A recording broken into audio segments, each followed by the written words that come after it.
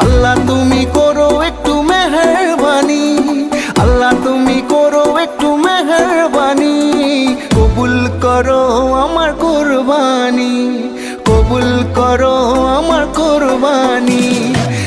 যেমন তাদের সমস্ত দেহ পবিত্র হয়ে গেল। আমরা এই চিন্তা করি কেন, নিশ্চিত থাকবেই। আমরা প্রতি বছরই 10টা 10:30 কিন্তু জামাত করি।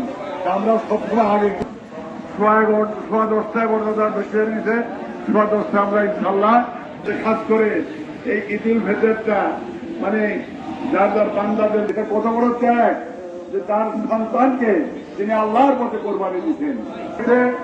জামাতের আর 2-3 মিনিট বাকি আছে।